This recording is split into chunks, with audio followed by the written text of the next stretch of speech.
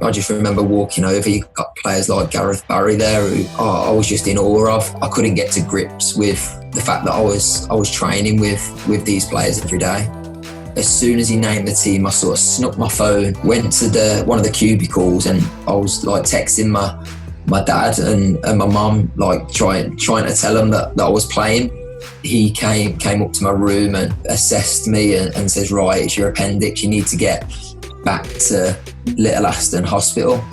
I've never felt so sort of nervous for a game going into that one because I knew what was at stake, and early on we was all over them, and I thought we just can't lose this game.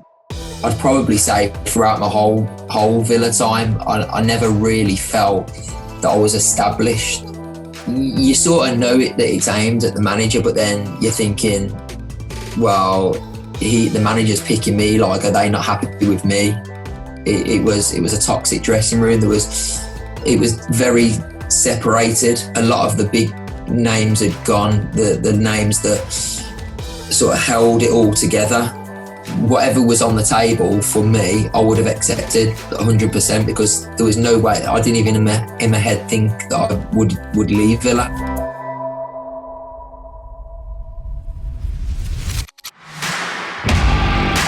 You are listening to Claret Blue, an Aston Villa podcast brought to you by Birmingham Live. Hello and welcome to the latest episode of Claret Blue. We've got a really, really special guest for you tonight. I think it's our first ever Premier League winner, and it might well be our last, given as this is a Villa podcast. But a big welcome to Marc Albrighton. How are you, Marc? Yeah, very well, thank you. Yeah, thanks for having me on. Yes, I've seen a few of the lads that have been on recently, so it's good to be on. We're going to take you back to the beginning, first of all, to when you were a young boy growing up in Tamworth. What was your first experience of having a ball at your feet, Marc? Can you remember? My first experience was probably in the garden. I was in the garden constantly. I just remember my mum and dad's garden. All the pictures have just got a strip of mud straight down the middle of the garden. So yeah, like at the time, I didn't really. My dad obviously went on. You need to get off the grass, like you're ruining the grass and stuff like that. And at the time, I was just like, yeah, like it's fine. But now I've got my own grass and my own kids. I know how he feels. But no, it was a lot in the garden. And then I remember going to one of the local schools, and they did a mini kickers type thing over on the school field. And I remember turning up there, and they said, I got there and I was sort of watching from the sidelines. It was a mate of my dad's that ran it.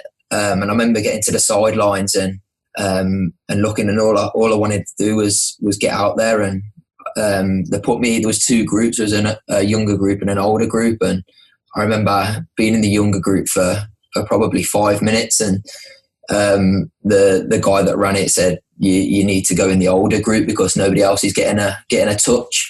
And it weren't fair. So I headed over to the older group, and physically it's obviously difficult, but I held my own.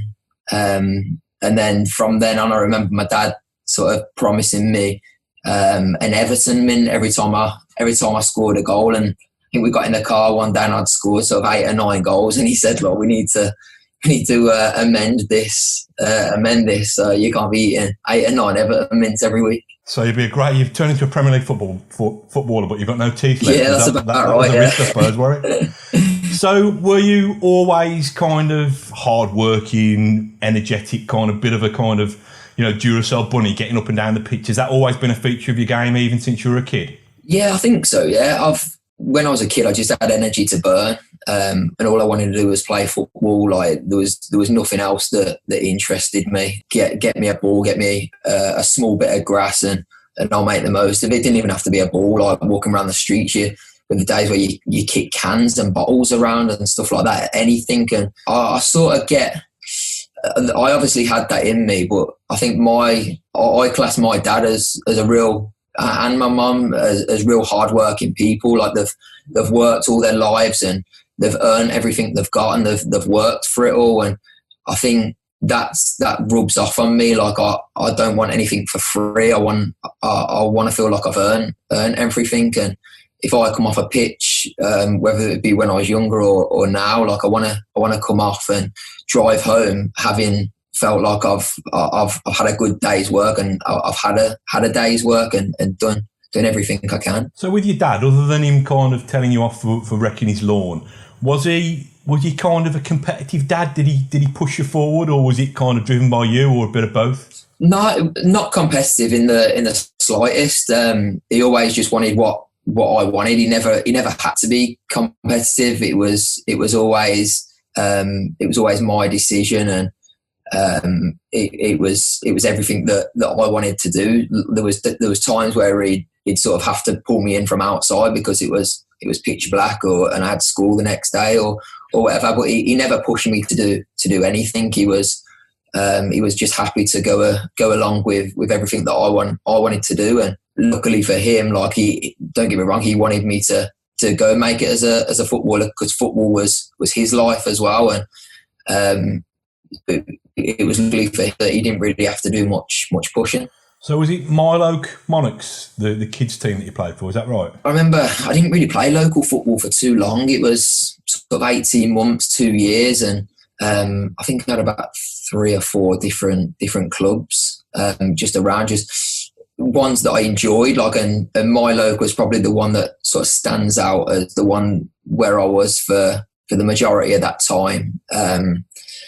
I think there was the Milo Hotel that was sort of on the traffic lights, and it's gone now. But there was a pitch at the back. They've built houses on it now, but there was a small pitch at the back, and that's where we played our games. And after the games, we'd be going in chip butters, and all the lads, all the parents were there, and it was a real good sort of family feel to it. So back then, were you a winger from day one?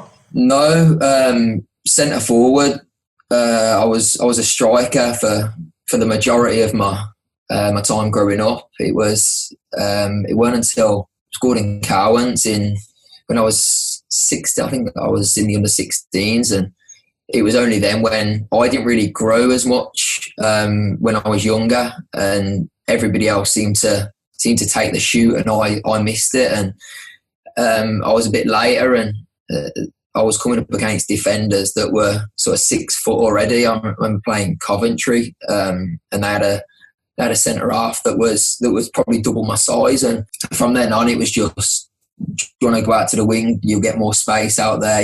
You can play with, you don't have to play with your back to goal all the time. And I tried that, and it just went on from there. Can I ask what you were like at school, in terms of, obviously you got some magic in your boots and you're able to make a very, very good living as a footballer. Was there ever a plan B? No, there weren't, no. Which obviously it's turned out well. If football weren't there, I would have been, I wouldn't have been left with many options, but it was just, I just didn't care about anything else. I think I believe you've just got to care about things to do well in them, and school just weren't, like it was in the way of my football, if anything. And as I got older, it was I sort of had like a day release from school where I could go into Bodymoor Heath and train with the youth team. But when I was younger, it was just all about football. I was sitting in lesson thinking, like, how long till break time, how long till lunchtime, so I can go and have a game of football. And even Monday mornings, like, the teachers would know this, and the teachers would be asking Monday morning, how'd you get on? Like, how did you do? And most of them took an interest, which obviously made me feel a whole lot better. And I think they sort of accepted that football was my life. So is it right that you went to West Brom first of all? Was that your first taste of a professional club? I can't really sort of remember exactly how that ended. I know there was reports that I got released, but I never signed anything there. I think they offered me, they asked me to go for a 6 or an 8 week trial. Me and another lad from Milo, and we went there. The other lad was a goalkeeper. We travelled in together, and twice a week, no games on the weekend. Was only we would have been 7 at the time, so there was no games at that age then. And I just remember going. It was on a massive AstroTurf pitch. Well, what seemed like a massive AstroTurf pitch, and there must have been 300 kids there, and I stuck it out for a bit, but I just didn't enjoy it. And I think my mum and dad knew that I didn't enjoy it as well, and it just didn't feel right. I weren't excited to go. I'd rather go and train, or go and play in the garden, or go and train with my local team. And it just never. I never enjoyed it, and like I said, I don't really know how it ended. Whether it was just I stopped going, or whether they said, like, we've seen enough. I'm not sure how that ended, but it was Villa came. Like, I remember that being quite a close period between stopping there and then Villa coming in for me. So were you at Villa? So what? The age of 8 or 9? Then was it as early as that? Yeah, I think it might even have been 7, almost 8. I remember starting my trial, and I had a 6-week trial, and then they signed me after 6 weeks. Me and another lad called Demetrius, and we had our photo, and it was in the paper, and my mum still got the cuttings, and it was. That was at that time, it was the best thing that I could have ever imagined. So by that stage then, Mark, you'd already been kind of indoctrinated in all things Claret and Blue. You were already a kind of fully fledged Villa fan. Yeah, like fully Villa fan. My dad started off. My dad, like he was Villa through and through as he grew up. He tells me about the times when I think they won the league at Arsenal, and he was there, and then he went to the European Cup final, and he's got all the photos, and everything was Villa. Like, my bedroom was Villa quilt, Villa wallpaper. It was just everything Villa, and it was to then go to the training ground, which I literally had no idea that academies existed, or that you could be signed for Villa at 7 or 8 years old. I just had no idea. I was sort of naive to it all, and like I say, it was the best thing that could have ever happened. So at the age when you're joining Villa, at the age of 7 or 8, is your dad taking you to the occasional match already by then? Are you getting to Villa Park to watch the lads? Yeah, he took me a few times. Doug Ellis stand, I remember sitting. I've got photos when I was younger, sitting at Doug Ellis stand, just on the side of the pitch on the bottom with the mascot, and just memories like that. Then obviously once I started playing with the academy, we started getting free tickets, so that helped him out massively, and we was there every single week. So I'm trying to do the maths. What kind of era are we talking about then? Who were the first players that you really kind of idolised then? So it would have been obviously Benito Carboni was there, Dion Dublin. I've got, even before that, I've got pictures at the training ground of me sort of at the gates getting, I think it was Phil King's autograph.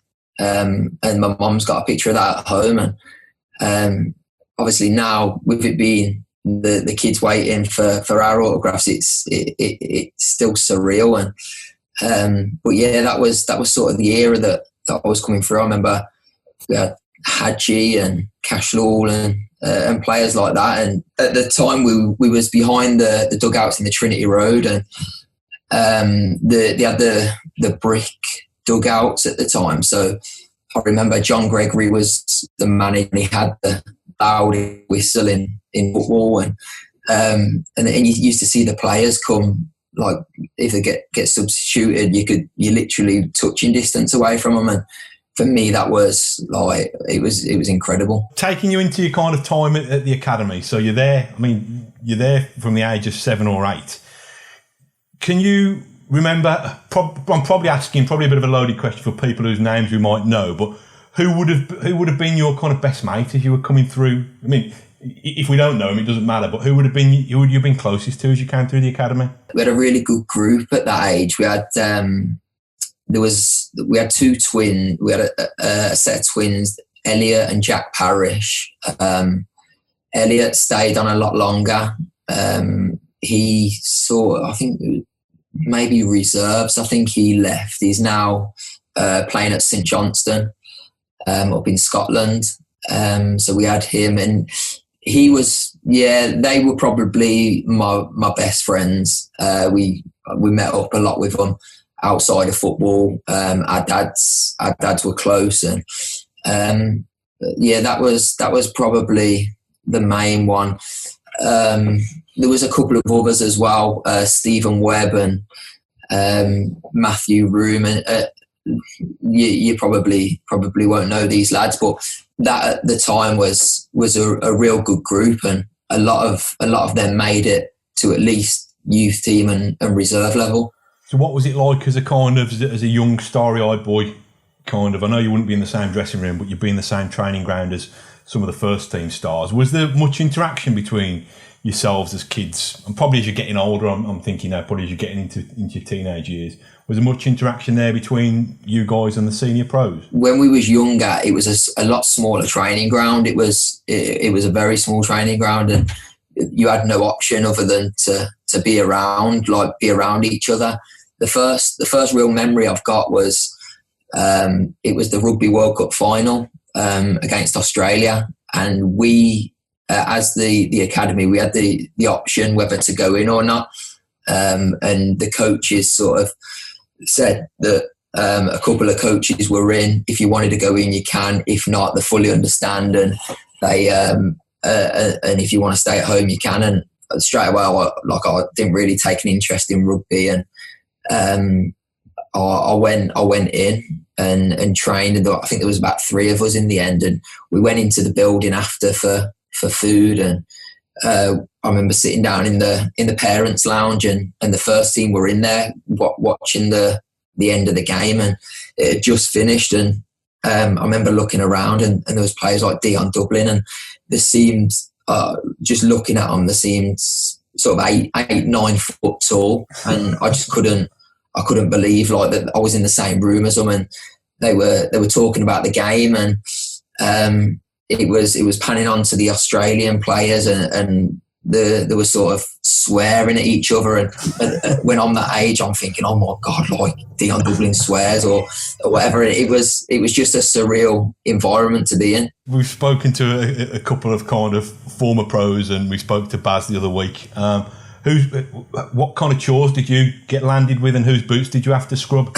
Yeah, I got the short straw, really. I was on John Carew's boots for the majority, which, as you can imagine, weren't the smallest boots. It was quite large, and I was on his Olaf Melberg's, and I think maybe Sorensen's. We had to wear sort of black leather boots.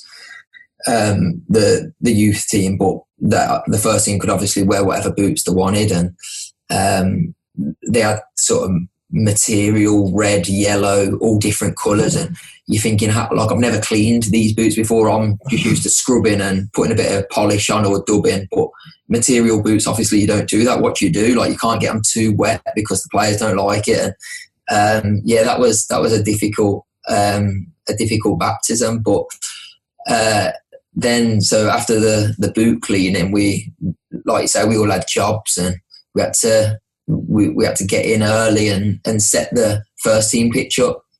So I think that was my job. There was 3 or 4 of us that did that, and we'd set the pitch up. We'd get all the equipment out for the coaches, and then once they'd finished, we'd have to hang around and go and fetch all the balls. That could have been everywhere. Like, I remember Craig Gardner used to do finishing practice at the end of sessions, and on their last shot they'd deliberately smash it into the quarry, and we'd be fetching them. And with the kit man at the time, he was quite sort of intimidating for a young player. And if you didn't have a full set of balls sort of to bring back to him, he'd go crazy at you. So it was quite a tough time. Another thing I've read from your time in the academy, I don't know whether you requested it or whether you were just told to turn up and do it, had kind of cookery classes. Yeah, it was. We had been told youth team had to go into Villa Park and do them at Villa Park with the head chef like of the catering team at Villa Park, and they ran sort of a college course there, and we sort of got involved in the college course for a few weeks. I really enjoy cooking now. I'm sort of the cook in the house, so I sort of enjoyed it. It got me the basics. Didn't really teach you sort of many meals or anything, but it gave you the main basics that you need for sort of spaghetti bolognese, shepherd's pie, meals like that sort of you eat as a footballer, like plenty of carbs. And I didn't really know anything about cooking then because we was in digs. But as soon as I come out, I sort of took to cooking straight away in my house. I've always cooked. So what's your speciality then? Because I imagine footballers are eating kind of Michelin star kind of cordon bleu stuff, rather than kind of what we do, sticking some waffles and fish fingers in the oven. What's the signature dish? Yeah, I don't really know. I've not really got one. I've done lamb curry tonight. I've just had a lamb curry. But I like experimenting with different foods. I watch a lot of cooking programs. Sort of Saturday mornings, I'm up early with the kids anyway. Like especially in lockdown, and we've had plenty of Saturday mornings like at home. So there's not much on TV on a Saturday morning. So I'll put a cookery program on, or Jamie Oliver did a series especially for the lockdown. So I watched a lot of that and took them recipes and cooked them. But I enjoy it, and it sort of gives me a break from the kids. So I can't be sort of disturbed when I'm cooking. So we all got to take over the kids. So it's I'll put the radio on and that'll be me. So on the football pitch around then, you're starting to be part of what I remember to be a very, very impressive academy team and a very good reserve team as well. So was there the feeling that kind of that group of players was a special group? Yeah, I think at the time I could see that, like I knew that we was in a group that had sort of talented players, but I think more than anything, it was the work ethic. And if somebody weren't pulling their weight, then that weren't accepted. I put a lot of that down to the coaching staff, but also the players. I remember my first few sessions with youth team and the reserves. It was quite intimidating to go up there. You had sort of Jonathan Hogg, who's obviously at Huddersfield now, but he was a big moaner. Like I think he still is from what I've heard. But he was a big moaner, one of the nicest lads you'll ever come across. But on the pitch, his demands were ridiculously high, and I'd never really seen that before.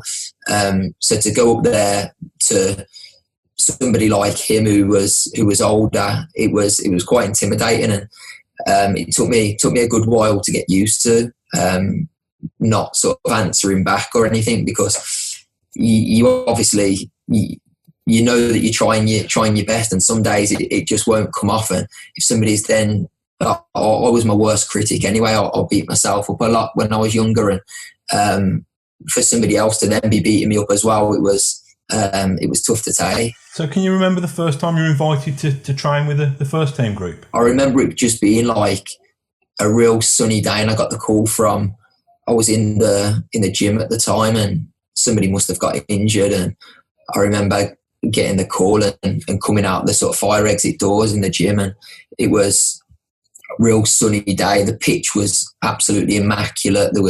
It had the fresh water on it. It was the white Premier League balls, and I just remember walking over. You got players like Gareth Barry there, who I was just in awe of. And I think for probably the first year, I couldn't get to grips with the fact that I was training with these players every day. Probably a silly question. Did you back yourself, or were you able to play your natural way in that environment, or were you a bit inhibited and a bit reserved? No, I'd probably say I was a bit reserved. I did this really with the youth team and reserve as well. If I do a couple of bad things wrong, then it gets in my head and affects the rest of my game. And that was the same in training. If I did a couple of things wrong early on, it'd affect the rest of my session. And some of the drills that we were doing, it was one touch, and you didn't get the time that you'd get in the reserve league and in the youth team league. And Marc ONeill, the day before every game, we'd do 2 10-minute games or 3 10-minute games, and the last 10 minutes would always be one touch. And I was lost, and I just didn't. The ball was coming to me at a real quick pace, and the rest of the players on the pitch knew where it was going. When the ball came to them, they knew exactly where they were going to put it.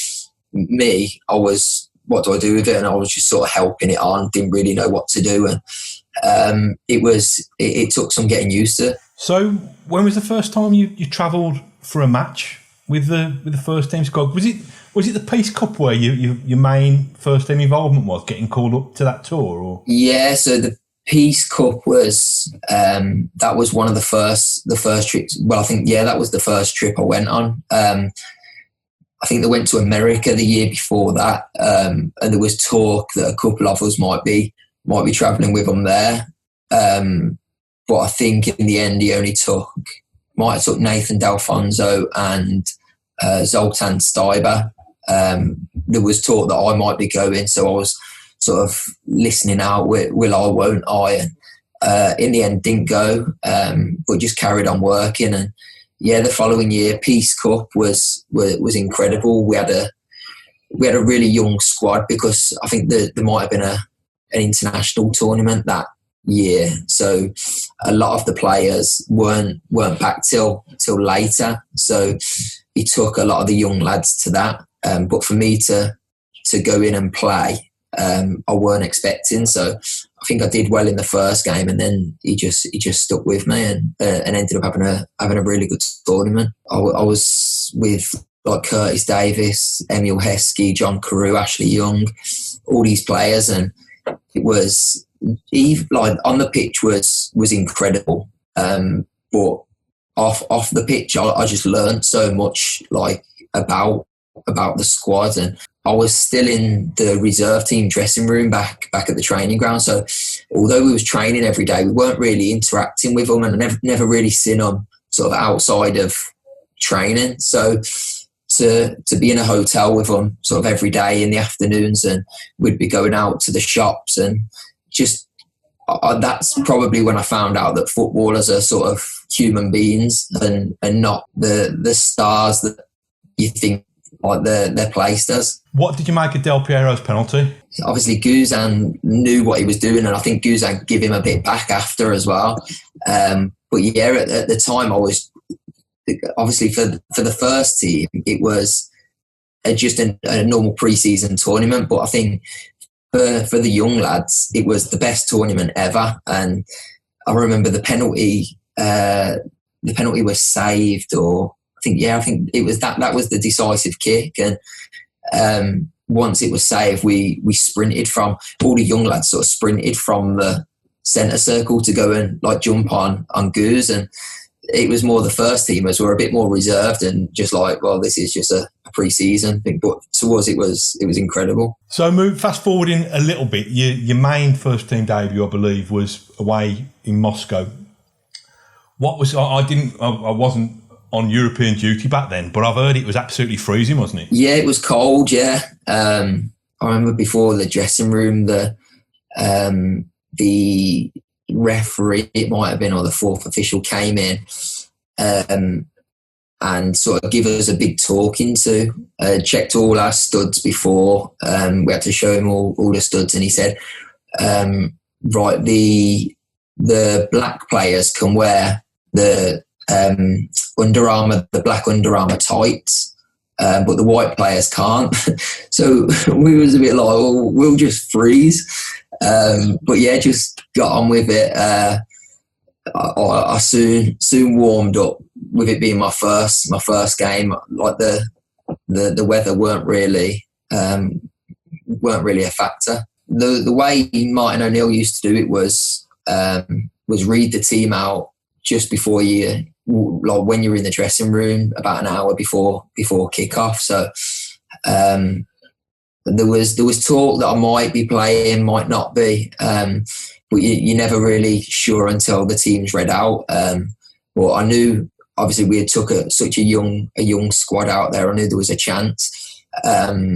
So as soon as he named the team, I sort of snuck my phone back into my pocket, went to one of the cubicles, and I was like texting my dad and my mum, like trying to tell them that I was playing, because it weren't on the TV. So there was somewhere that was showing it that they'd been told about. So they was like, right, if you're playing, let us know, and we'll go there. So I sneakily had to do that in the toilets and then go and get ready for the game. But there was a few fans at the airport that on the way back that sort of showed a bit of that they weren't happy towards the manager for taking all the players. But there was a few that come up to us and sort of said well done and congratulations, which was great at the time. So did your mum and dad have enough notice to go and watch it on a dodgy stream? Did they see it?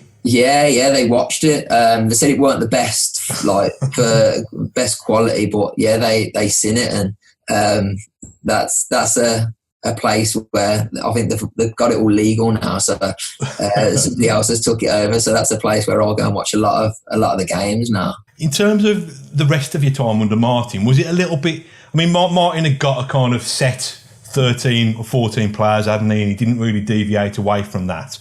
So was it a little bit of excitement but impatience from you wanting to have a little bit more and not being able to get that much more?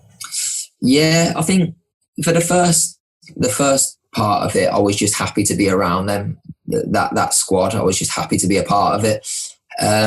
As time went on, there was a bit of me thinking, like I'm ready to move on now. Like I'm ready to play a bit more. I'm ready to take somebody's place, if you like. And at that time, though, we had such a good side, and we was finishing like 6th in the league, and it was difficult. And a lot of the time, you went into the dressing room, and Martin ONeill would just look at his paper and he'd go, right, same team, same subs, and that was you in the stand again.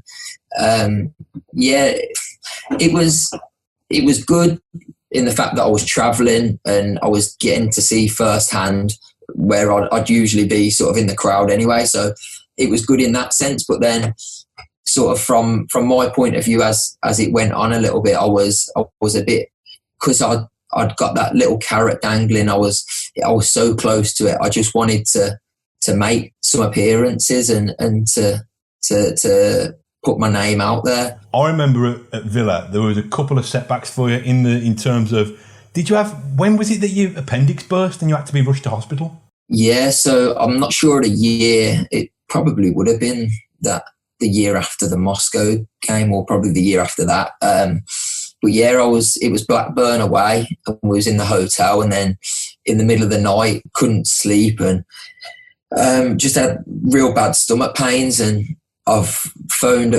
through to the doctor's room, and he came up to my room and assessed me and says, right, it's your appendix, you need to get back to Little Aston Hospital. They had a drive. It was Martin ONeill's driver. He always took a driver up there for him to get back the next day. So he ended up taking me back and then coming back up to Blackburn. But yeah, he rushed me back. I remember having to stop at a service station or on the hard shoulder so I could be sick. And it was one of the most painful journeys of my life. It kept me out for not long, because I remember I think it was about 3 weeks, probably not even. And I'd had this operation, and it was keyhole surgery. A lot of my mates that have had it have got big scars across their bellies, but I had it done keyhole, and they said you can be back playing in 3 weeks. So 3 weeks went by, and I got chucked in Liverpool away. We played at Anfield, and I must have only trained for 1 or 2 days before that. And I remember coming off the pitch thinking, I've just gave the worst account of myself that could be possible. I was terrible on the day, and I blamed it on that.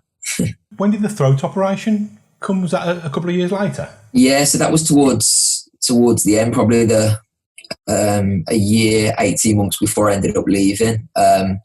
It was a tough one, that, because as bad as it was, I must have had 3 or 4 operations on my throat in the space of a year, and it just never. It was something that was like a disease or a virus, and it was something that just kept coming back. And they said every time you get it, there's no treatment for it. We literally just have to sort of put it away. So after the surgery, I had to have 3 days where I couldn't even speak. Like, I had to be deadly silent. So I was literally sitting in the house for 3 days after that. And then 2 weeks, I weren't allowed to shout or do anything strenuous. So football was out the window. So every time that I sort of started to come back, it'd go again, and then I'd have to go back in again. And that was the most frustrating time that I've had during football, definitely. Can you remember your first goal kind of in a competitive game for Villa? Yeah, so I think it would have been my first Premier League goal. It was Tottenham away. Emil Heskey's sort of gone down the right hand side. I think he's bullied someone to get by him and put it across, and I've slid in at the back post and ended up going into the post, like sliding into the post it was Alan Hutton that was marking me. So all the pictures of me and Alan Hutton sort of in the back of the net. But that moment was incredible. I remember just didn't know what to do. Like, went straight over to ONeill and celebrated with him, and it was after that it sort of just like blew up a little bit. And obviously, being from round here, everywhere I went was like I was spoke about. Do you remember when you scored was it the Premier League's 20,000th goal, was it, or something? I had no idea about that.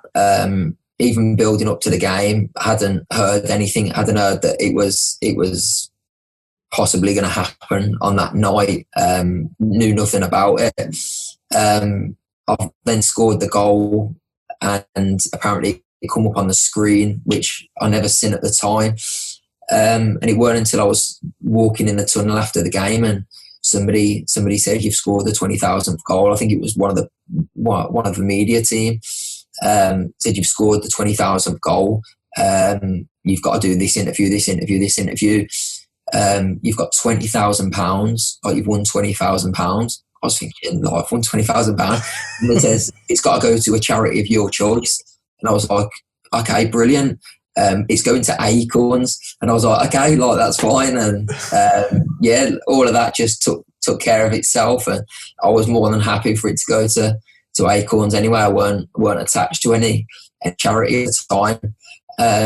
It was, there was a few media things after that with the guys from Acorns. So that was special.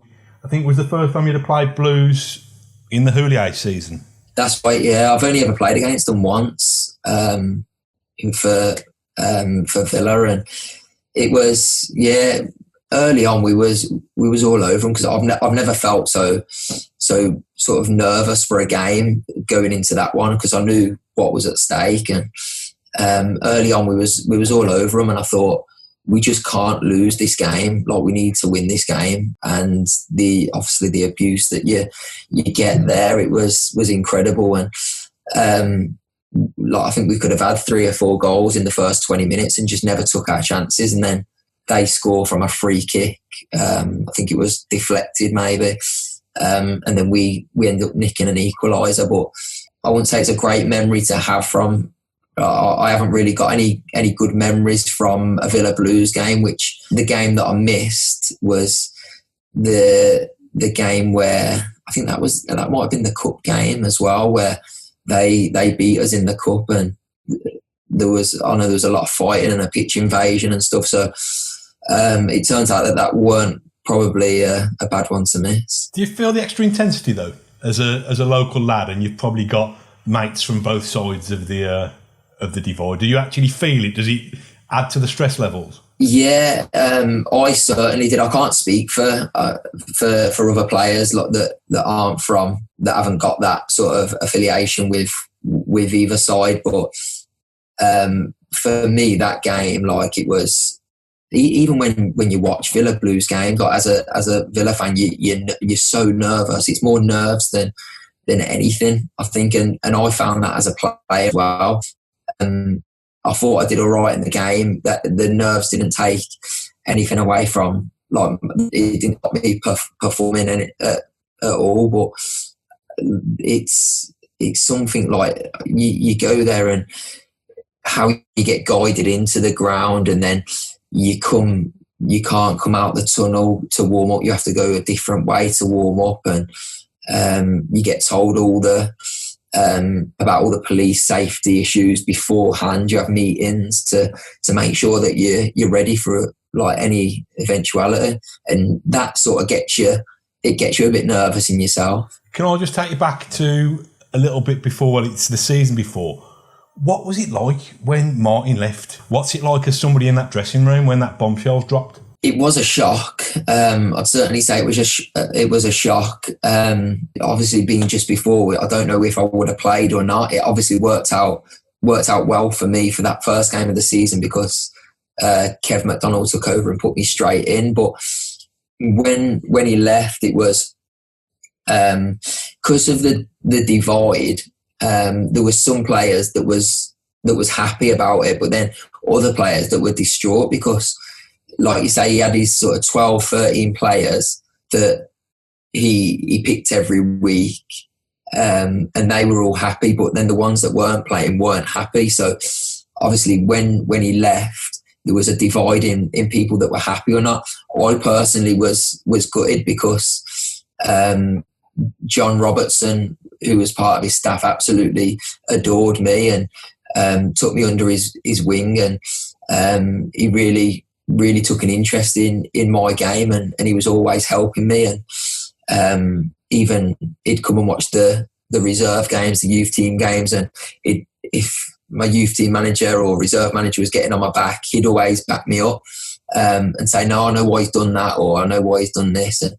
And I was sad to see Martin go, Robbo go, and Steve Walford, because what they did for the club at the time, obviously I know it's hindsight, but everything that happened after, it was no coincidence that all happened after Martin left, and he had stability at the club, and he got the club to some good finishes in the league. So Kev takes temporary charge with Tony McAndrew for a month or so, or for a few games. Despite you being disappointed about Martin and John Robertson and the backroom staff going, you must have been buzzing that kind of one of your mentors is in temporary charge. 100%. Like Kev, Tone, they were brilliant with me, and straight away I remember Kev coming up to me and saying, right, you're playing Saturday, so get your head around it, get ready for it. I want no excuses. Go out there and show everyone what you can do. And that was all I needed. And I think that might have been on the Thursday, maybe, with the game on the Saturday. And I remember just to wake up on the first day of a Premier League season, knowing that you're going to be starting, was incredible to wake up to. So after that, Houlier's come in. Just what's he like, Mark? Because I used to get on really well with him from a press point of view. I kind of had a bit of affection for him, like a friendly old uncle. I know that some of the players from back then we've spoken to, Gabby, I don't think particularly got on with him. What was he like? Was he like this kind of typical kind of head teacher figure? He did have aspects of that, yeah. He did have aspects of head teacher, but I think that was just their culture. Like, since we've had, obviously had Claudio at Leicester, the Italian, and then we had Claude Puel, who was French as well. And I think foreign managers they have got that way about them, and I think if you look at some of the German managers, even Klopp and David Wagner that come over, they've all got that head teacher bit about them. And Gerrard Houllier was no different. He had that, but I personally really got on with him. He helped me a lot. He gave me a lot of game time. He said the right things to me that I wanted to hear. He gave me pointers about my game. I was still learning, and he always referenced back to players that he had previously at Liverpool. I remember before that Tottenham game that I scored my first goal in. I remember him saying that he played Steven Gerrard there, and I think he might have. I think he said he dragged him off at half time, and because he weren't ready. But he says you're ready for this. Like you're more than ready. So he says go out there and do yourself proud. And I remember him reminding me of that after the game, and there was no one more pleased for me than he was after that game. And yeah, just throughout, he knew. I felt like he knew what Villa meant. He tried to buy into it. We had a lot of derby games that year, and he always used to try and emphasise how much that meant to the city in his team talks. And me being local, I knew that, but we had a lot of foreign players that probably didn't know. So he always used to get that point across, which I thought was good. Can I ask you about that famous Man United game when it was so close? You scored, didn't you, that afternoon? And there were about half a dozen, 6 or 7 or 8 academy kids involved in the squad that day. That was a strange one. I think with the injuries that we had and the youth that we had coming through, it was the lads were well deserved of their place. And I think there was me, Baz, I think Jonathan Hogg played in that one, and there was a few others as well. And we took Man United all the way, and we was 2-0 up, and to not come off with the win we was heartbroken in the dressing room. And there was no consoling us after the game. And even though we had just got a point against Man United, which everyone had written us off before the game, so to come in disappointed with a point sort of says how well we did. Yeah, we wanted the 3 points. After you get yourself 2-0 up with not long to go and not to win, you've just got disappointment. Did you feel you were on the brink of something then, or was it still a bit too soon? Did you still think that you kind of were keeping the spots warm for some of the senior players? That's exactly probably how I felt. I'd probably say throughout my whole Villa time, I never really felt that I was established there. I always felt like I was just there. It was convenient. If somebody got left out, it was probably going to be me. I was a bit of an easy option. But I think at the time that probably didn't really bother me, because I was just happy to be a part of it. And I did have a lot of game time, especially under Gerrard Houllier and even Alex McLeish when he first came in. What was Robert Pires like? Brilliant guy. He was such a cool, calm character. He was. He just did everything. I remember that one of the rules Gerrard Houllier brought in was that we all had to sit at the dinner table until everybody's finished, and no phones, nothing. You had to sit there and until the last person's finished. You can't get up off your chair and go up to your room or go to wherever you're going to go. And I remember Robert Pires come in, and obviously the English lads that have got the plate of food in front of them, and straight away it's gone within seconds. And that's just what we was used to. Was a lot of the lads had a hairdresser upstairs or whatever, like the thought, he's got a queue upstairs, so we've got 6 or 7 haircuts to sort of rattle off. And I remember Robert Pires just come, and he was so elegant in everything he did, and he just took his time eating, and he knew no different to that. That was just the way he was. And we could be sat down there for sort of an hour and a half just waiting, and That was just him. Like he made no apology, and that was how he knew it. He didn't see anything wrong with that. But on the pitch as well, like even though by the time he had come to us, he was quite slow, and he weren't really the most mobile. Some of the stuff that he did in training was incredible, and he just had the respect of the whole dressing room straight away, and absolutely deserved it as well. He was not only to be such a good player, but after everything that he had achieved in his career, World Cup winner, Invincibles team, it was to still be such a nice person.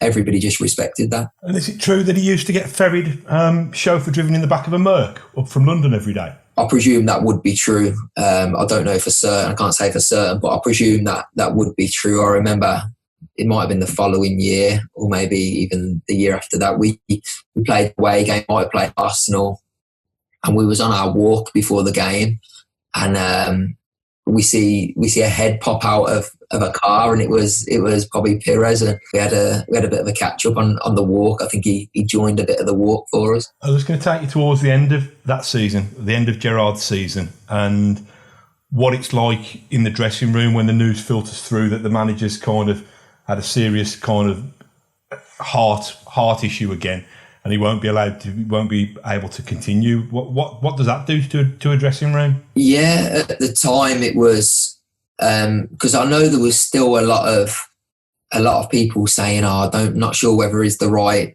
manager for us. There was still a lot of he was sort of in the balance within the fans, and it was for us when that news come through, we was obviously gutted, and the main thing was for him to get better and make sure that he was okay, which thankfully he's made a full recovery and he's doing well now. And like I said, he was such a nice guy. He said all the right things to you. He had the conversations with you. So for somebody like that, for anyone to suffer that it isn't very nice. And our main concern was for his health. I don't think I've seen him since. I still speak to somebody that knows him well, that I met through him, that he introduced me to.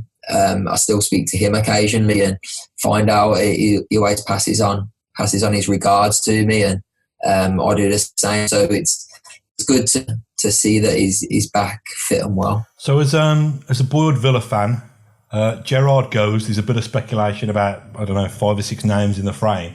Then all of a sudden, the name of Alex McLeish, the manager of the rivals from down the road, it looks like it's not just a rumour and it's actually happening. How did you react to that?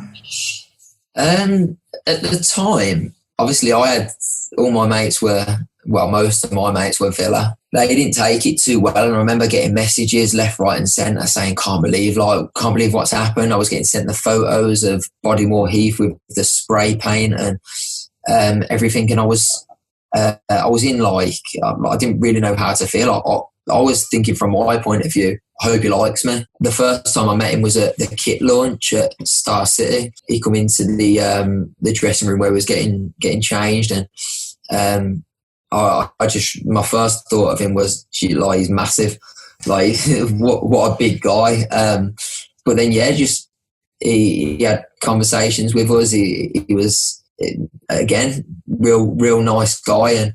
And I think it was difficult for him to ever win the fans over, having come from Birmingham. And obviously the period that he was there, it was before and after, it was a big transitional period ever since Martin ONeill left, and it was just real bad timing for him, I think. And it was a shame, because I really got on with him, really liked him, and I thought that some of the stuff that he said was positive, and the lads took that on board. Peter Grant was his assistant, who again was good. He was good to talk to as an assistant, and he helped me in my development as well. We spoke to Alex a couple of days ago, and he was talking about kind of how it's not nice when the fans turn.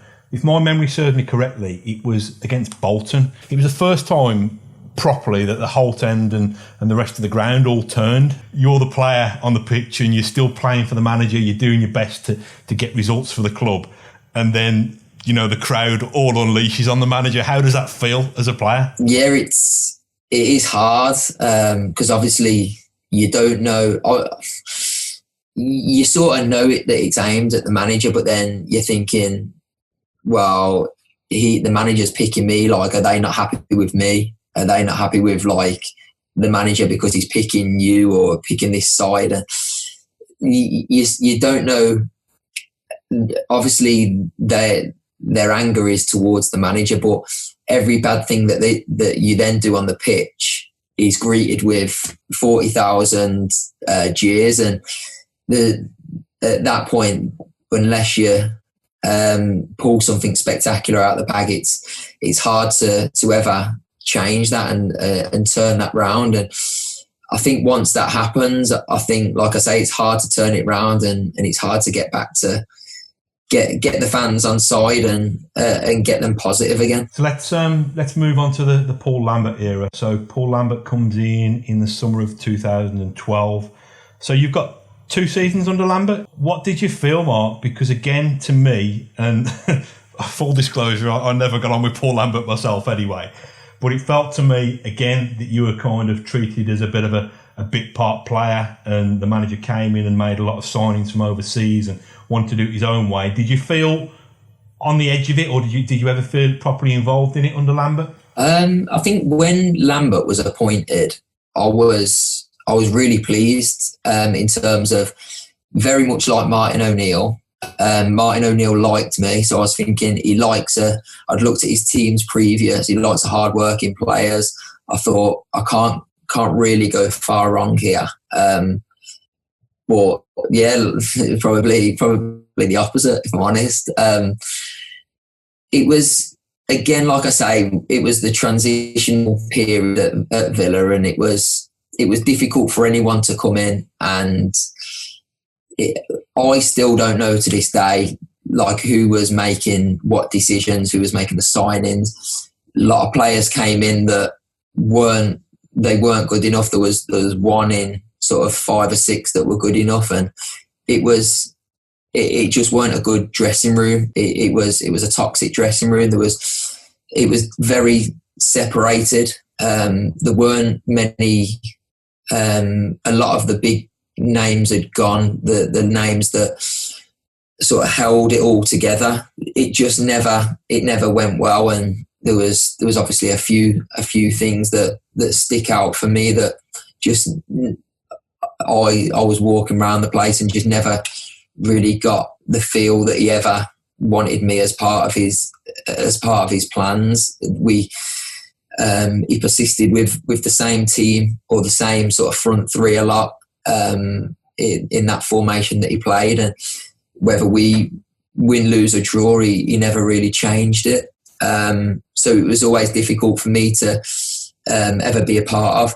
From my point of view, I was like, it weren't all that. I was injured as well. That probably didn't help my cause. Once I recovered from my injury, he said, right, you can go out on loan. I think it was Wigan and Derby that were interested in me at the time. I got a phone call off Nigel Clough, who loved everything I heard from him on the phone, and I thought, right, like I hadn't heard about Wigan at the time. If Villa are willing to, if they can arrange the deal, that's great. Like, if I can go and get some football for a month and then come back after Christmas and hit the ground running. And I ended up going into training and speaking to him about the phone call that I'd had from Derby. And he said, you're going to go to Wigan.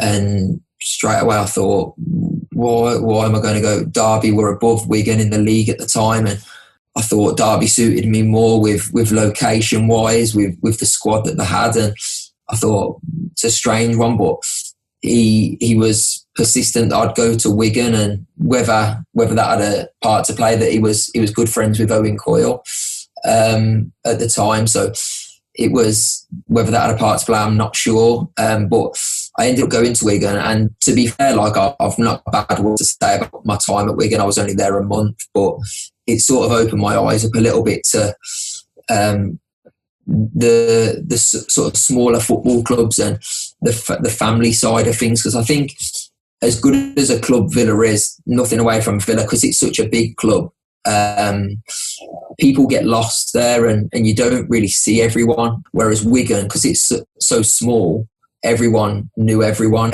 got on with everyone, and it was such a good feel around that place. And manager ONeill, fantastic for me. He was brilliant, not a bad word to say about him, and I love my time there. But those were just a few things that happened during that era that didn't really fill me with any sort of motivation at all in terms of playing for him. I should imagine that it's one thing when you're playing second fiddle to Ashley Young and Stuart Downing, and you can't get in the team as a result of players like that blocking your path. But when you're getting players who, in my opinion, have been signed, who are substandard to the academy kids that Villa have got coming through, I'm not going to name names, and I wouldn't expect you to either, but that must be particularly galling. Yeah, I think you're right.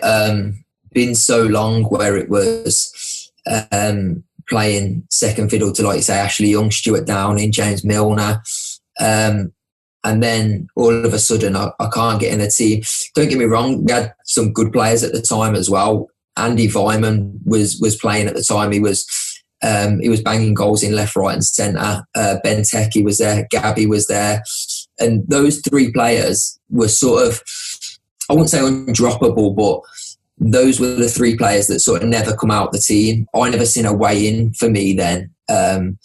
Even if we went on a losing streak, you'd never sort of think, right, I'll give them a rest. They maybe need a rest. I'll freshen things up. And I never really sort of felt like, right, I've got a chance this weekend. As it went on, it just become like, it'll take 6 or 7 injuries for me to get a game here. And once that sort of sets in, it's hard to cope with mentally. So when did it become apparent that you'd got to go elsewhere? Because I presume you get to the Christmas time in your final year, and has there been anything said about a contract at all by then? Or? Well, to be honest, come back from Wigan, and I think we did have a few injuries, and I'd done well at Wigan. I'd played a couple of reserve games back here, and he put me straight in. And I actually played quite a few games between in that second half of the season,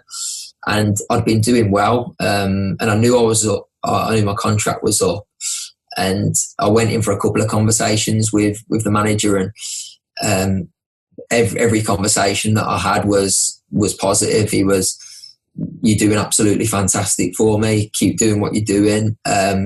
Don't worry about your contract. It'll all be sorted at the end. Don't stress about it. Just keep playing your football. Keep doing what you're doing."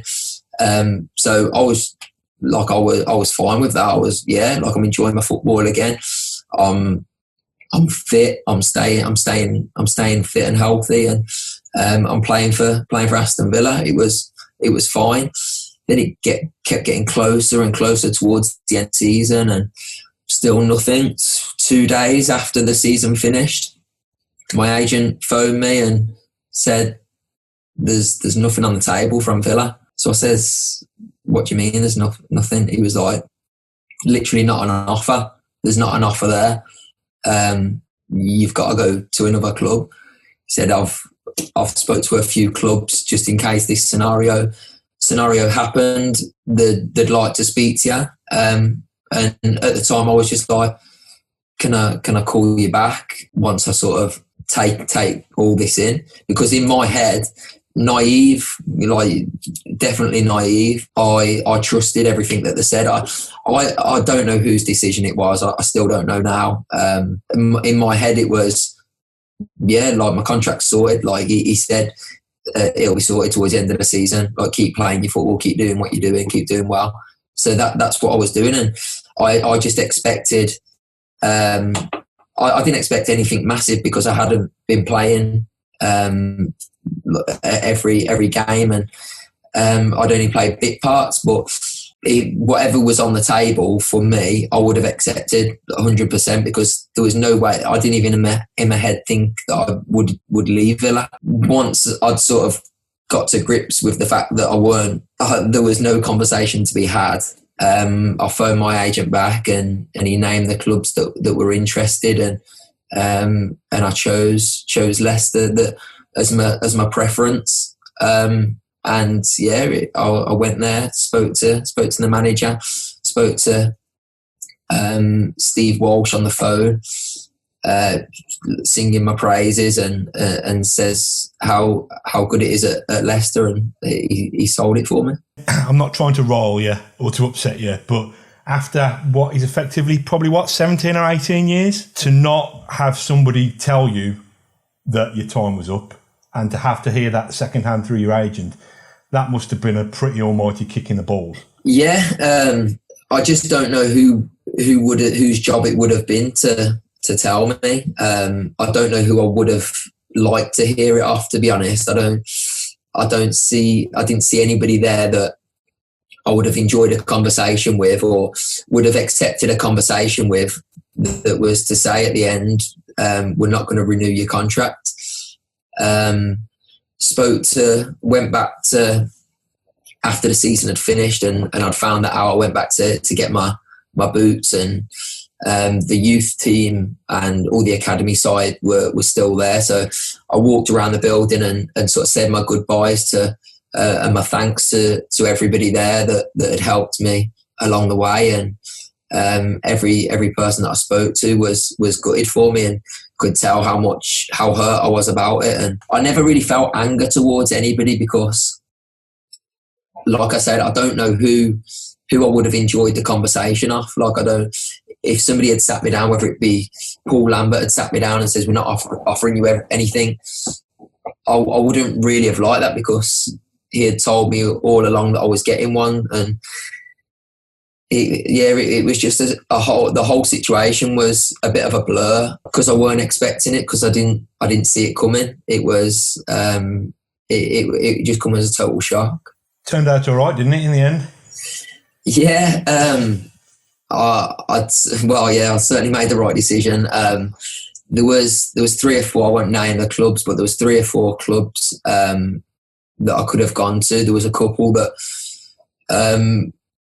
were sort of changing the managers at the time, and I think one of them didn't even have a manager at the time. So it was just somebody else that wanted me, and like from the chief exec or whatever. And I didn't really buy into that. I wanted to be wanted by a manager. I looked at Leicester, and it was just stability that I felt like they had there. It was long term.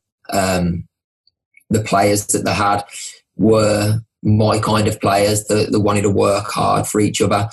And like I said, it was the best move I could have hoped for. Do you think being kind of wanted, appreciated, respected and loved are all things that have kind of made it such a good fit for you there? As upset as I was to have left Villa, them not offering me a contract was the best thing that's happened to me, because like I said before, anything that was on the table, whether it be a year or pay as you, anything that was on the table, I would have signed, because that was my club, and just totally loved the club and knew no different. That was my life. Aston Villa was my life from when I was young. And I'd probably say I was sort of getting a bit complacent there, and never really pushed on as much as I could. That was, I'm not just blaming other people for that. That was down to me as well. So I never really kicked on as much as I should. But I think going to Leicester really, I was always known as the kid from the youth team at Villa. That's how I felt. But once I'd gone to Leicester, I was a signing. I was somebody that I'd been bought in. They hadn't paid any money, but I was someone that they had bought in. So somebody along the way has gone, I like Marc Albrighton, we'll sign Marc Albrighton. And that sat well with me. Premier League champions are just, it's still, even when you say it out loud, with all respect to Leicester, I've never known a sporting story like it. So to be involved in it must have been remarkable. I was only having this conversation with somebody. I was doing an interview with Leicester the other day, and I had to choose my 6 top games that I've played for them. And since I've been there, the 6 years I've been there, there was the Great Escape year was the first year. We won the league in the second year. We played Champions League in the third year. The fourth year was a bit of a nothing happened year. There was Craig Shakespeare got sacked. So there was still a little bit of drama in there. The fifth year, Vishai's helicopter, he had his helicopter crash, and Vishai sadly passed away. And now the 6th year, this is all happening. So since I've been there, it's been very up, down. It's more ups than downs, but certainly some bad downs. And it's been a bit of a roller coaster time. But the first 2 years was the first year, it was a lot of that. I got injured in I pulled my groin in the last pre-season game, and I was out for 2 or 3 weeks with that. And then after that, the team was pretty much standard for the rest of the season and up until the last 9 games, and never got a look in the slightest. I was probably looking at moving at the end of the season. I was coming home saying to my family, I can't do this anymore. I wasn't even travelling, and I hadn't done that since when I was young at Villa. And I thought, I haven't signed here for this, and I thought this is the worst decision that I've made, and I couldn't believe it. And then the last 9 games, but bear in mind we was well adrift at the time, so we was losing week after week, and I was thinking, I can't believe I'm not getting a look in. I was doing well in training, I felt, and then ended in going in he changed it up a bit for the last 9 games, and there was a few things that got changed, and we ended up having a change in fortunes and going on and staying up. You're saying you've moved house recently, so that medal is tucked away in a box somewhere rather than taking pride of place on the mantelpiece. Yeah, to be honest, we've got obviously the medal. We got the medal on the day that we was presented, but the club gave us a sort of miniature Premier League trophy, which is downstairs, and that does take pride of place. And obviously with the ribbons on it just. I prefer to look at that, if I'm honest, than the medal, as it's more of a replica. It's that's more special to me, I'd say. Need to get some claret ribbons on that to go with the blue, really. I was just going to say about I can't believe that Marc Albrighton now is 30, because I remember you as this kind of, very, very, I don't know, precocious young talent. I think even then you kind of got your head screwed on your shoulders, but you were a young dad, weren't you? Were you a young dad at early 20s? Yeah, 21. Had my first child, yeah. So you're a young dad. You've obviously had to cope with the disappointment of leaving your boyhood club, albeit it turned out for the best. You've had the situation, like you said, with the Leicester owner passing away, and you've had kind of family tragedy as well. You must feel like you've kind of lived a full life, if you know what I mean, in terms of the highs and the lows that you've had to contend with throughout your career and throughout your life so far? Yeah, I think everybody obviously has things in their life that shapes them as people. I'd say mine's been no different. There's been things that obviously leaving Villa as a boy, going to Leicester, having to grow up straight away. My eldest girl was still young then. So it was, I was a young dad, but I was still quite, not immature, but I was still quite young. Like I still felt quite young. I acted quite young. I was always quite sensible, but I didn't really sort of grow up properly until a few years later, and I think everything that's happened has sort of made me grow up. And obviously, you spoke about the tragedy that we had in the family, and my wife had to grow up the same as I did. She was the same. We were sensible people. We've been together a long time, and all of a sudden she lost her mum, and she's got 2 siblings, and there was a lot of stuff that needed dealing with around that time because of the circumstances that it happened, and she took it on herself to care for and look after her family.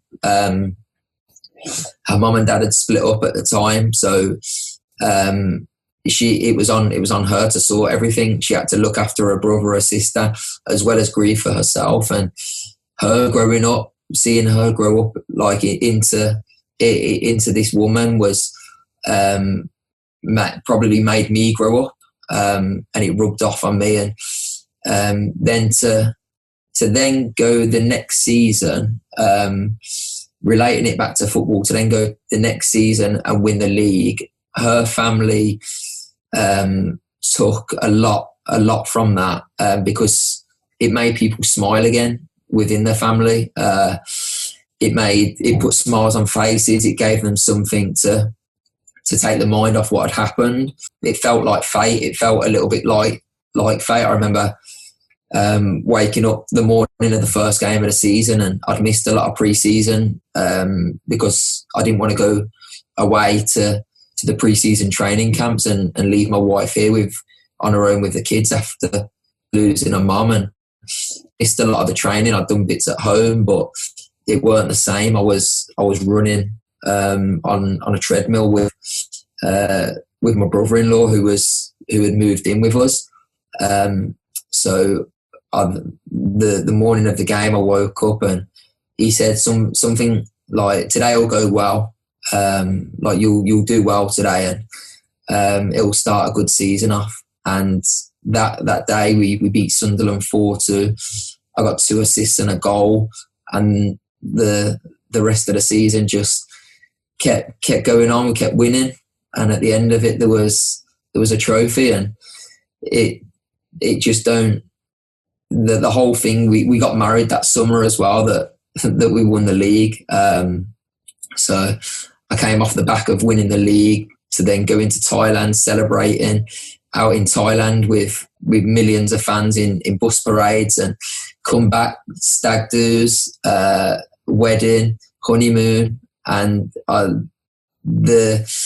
had the worst year of my life and then the best year of my life straight after. So it was quite a roller coaster, but it was a part of my life that has shaped me as a person. The couple of things I wanted to ask, Mark, was one, we asked this to everybody, what's the best, funniest prank or moment that you can remember from your time at Villa, either coming through the academy or around the first team scene or on a tour or whatever, is the one thing that stands out? When I first moved into the first team dressing room, I remember Isaiah Osborne saying, "Wait, like, just be aware of the flying socks." So, like, obviously everyone gets out of the shower, they've got wet socks, whatever, and you literally can't look down because the socks flying everywhere, and you've got to be aware. But other ones are just putting their clean kit in with the dirty kit, so then it goes down to the laundry and the skip, and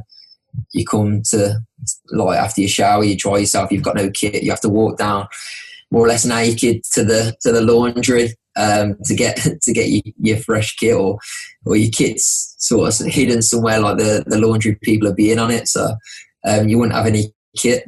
But yeah, they can't really, top of my head, can't really think of any others. It was always Gabby when we was young. Gabby, when he was with Ashley Young, their main victim was usually Nigel Rio-Coker as well. As good mates as they all were, it was usually Ash and Gabby that were pranking Nigel Rio-Coker. We still see photos of you occasionally on in the away ends or at Villa Park and stuff like that.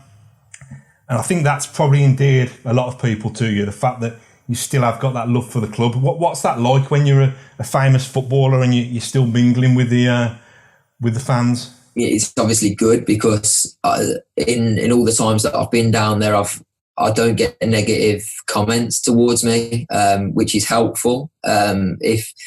If I'd left on worse terms, then it probably would have stopped me from going, because there might have been sort of negative comments towards myself. But every time I go there, people are full of compliments for me, and they always sympathise with the fact that I'm not there no longer. And if I had my way, I'd sit in the Holt end every game. But my father-in-law has got he's got 2 tickets in one of the executive areas, and whenever I go with him. So it's not the same as being in the. You get a nice meal, granted, you do get a nice meal, but I'd prefer to be in the mix. So obviously it's difficult at times, because you just sometimes just want to go there, get involved, watch the game. But when I remember going to the Blues game when Gabby scored, it was a couple of years ago, and Gabby scored in front of the Holt end.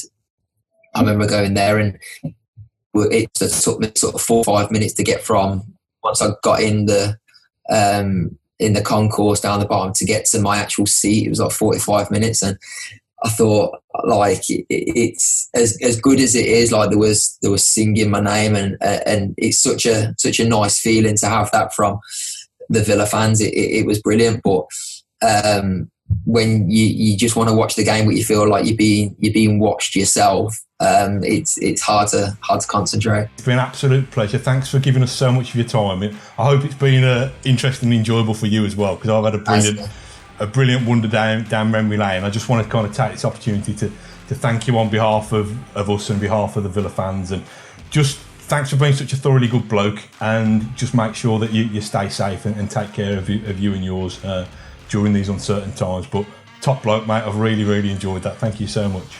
Yeah, no, thanks very much for having me on. I've enjoyed it. I have. Thank you for listening to Claret Blue, an Aston Villa podcast. If you enjoyed today's episode, then please let us know. We love hearing your feedback. We'll be back soon with another episode. Until then, up the Villa.